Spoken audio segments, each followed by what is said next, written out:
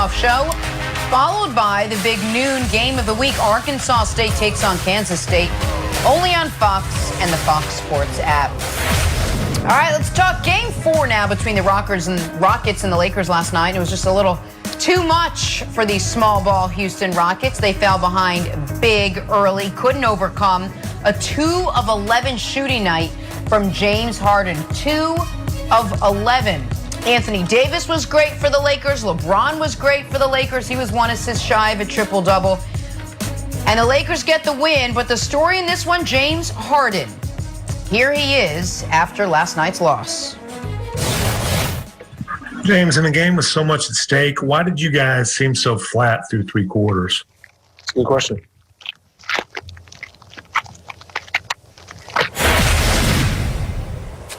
And with that, we welcome in Chris Broussard. All right, Broussard, what did you make of James Harden's performance last night?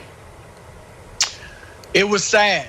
It was sad. Look, I'm a James Harden fan. I don't go as far as Nick to say he's the best player never to win a championship. And I'm guessing Nick has maybe come off of that after another playoff clunker last night. But I am a huge fan of his game. I'm not one of those that thinks he's boring, thinks he's horrible to watch. I understand how difficult it is to do what he does one-on-one. So I'm a fan. But this was sad. And the 2 saddest things were, 1, I wasn't surprised. This has become an expectation now from James Harden. He is now 1-6. If we call last night an elimination game, which let's face it, it really was, he's now 1-6 in those games. He entered shooting 25% from 3 in his first 6 elimination games in the playoffs. And there's something about 2 for 11 because this is his 4th playoff game where he's 2 for 11. I would love to credit the Lakers defense because it has been terrific. And it was last night. They're throwing different looks at him. They deserve some credit. But the thing is, this has happened against Golden State. This happened against Oklahoma City in the last round. This has happened against San Antonio and even the Lakers in the past. So this is on James Harden, which leads me to my second point. The second saddest thing about this is that it looked like Harden conceded. Like he just gave in and said, you know what? I am that guy. I'm that guy they've been saying I am who doesn't deliver in the big moments. No field goal attempts in the 4th quarter. I'll give him, he had 8 free throws in the 4th quarter. That shows some level of engagement. But for a guy that good not to have any field goal attempts in the 4th quarter of an absolute must win, it seemed to me like he gave in. And we talk about Russell Westbrook and, you know, his playoff struggles. He obviously was pretty good last night. He never gives in. But I would rather have a guy go out swinging, go down swinging, trying to do too much than to kind of shrink and just concede. Chris, this is what it is, man. Originally, I said that this series will be determined by James Harden. And when you go 2 for 11, you are determining the series. But I want to approach it from a different perspective. I want to approach it from the player's perspective. 2011, I was having a terrible year with the Miami Dolphins. And it was you guys that was covering games and people covering, the people on the beat, the bloggers. And I would listen to the headlines. And I remember this one moment walking out on the field and thinking that Troy Aikman was talking about me right now. And I pictured a graphic. I pictured this graphic of Troy Aikman saying, 3rd down, Brandon Marshall's drops on 3rd down. Brandon Marshall's drops in the red zone. And I remember thinking like, well, usually there's 2 cameras on me. I know that. I know that cameras are on me when there's a good moment and a bad moment of games. They want to get the star player's reaction. But now there's probably like 4 cameras on me and graphics being built around me because I'm having a bad season. And you are right.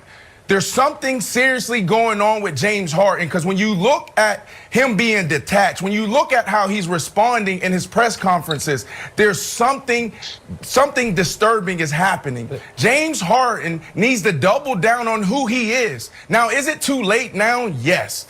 But this offseason, he needed to look himself in the mirror and say, who am I? which you already know. I dominate the basketball. I give a decent effort on defense, but that's who I am. Get the guys around you that can play with you. You need more continuity, but don't try to be what you're not. When you look at how he's approached this playoff, this whole bubble, he's actually played into the headlines. James Harden is playing really good on defense. James Harden isn't dominating the basketball. He's penetrating, trying to kick. But now you are right. He conceded to all of the mental strain, and he's struggling right now, right before our very eyes.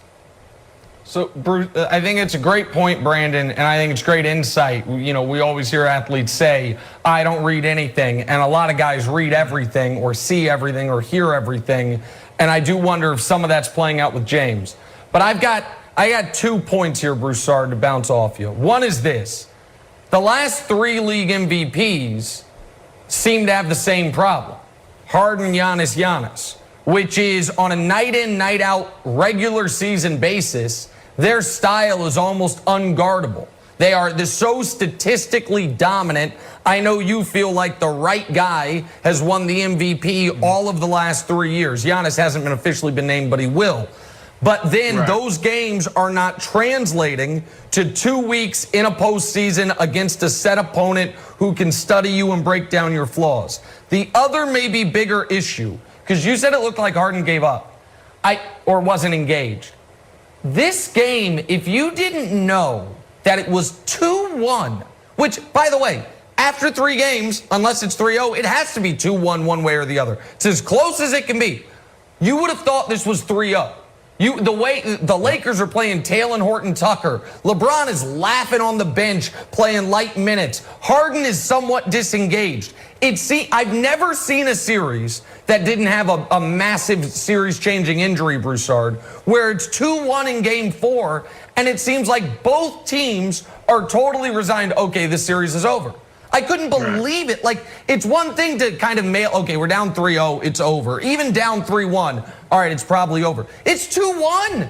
It's 2-1, and Houston could feel like, man, we could have won Game 2. We should have won Game 2. I couldn't believe that the approach from both sides was the Lakers were like, we can try out the 19-year-old rookie, and the Rockets didn't seem to have the punch you need in the biggest game of the series up to this point.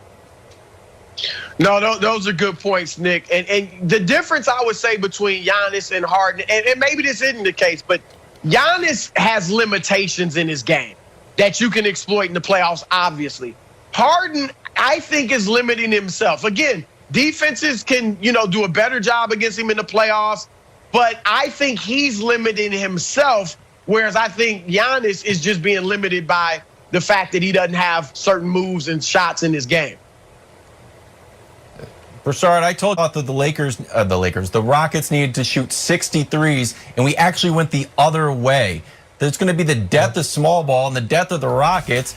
But they didn't shoot enough threes. They went from 51 to 39 against the Lakers, and the last 2 they went 31. Shout out to Rob Perez for putting this on Twitter. He did an excellent job to surface this, so shout out to Rob.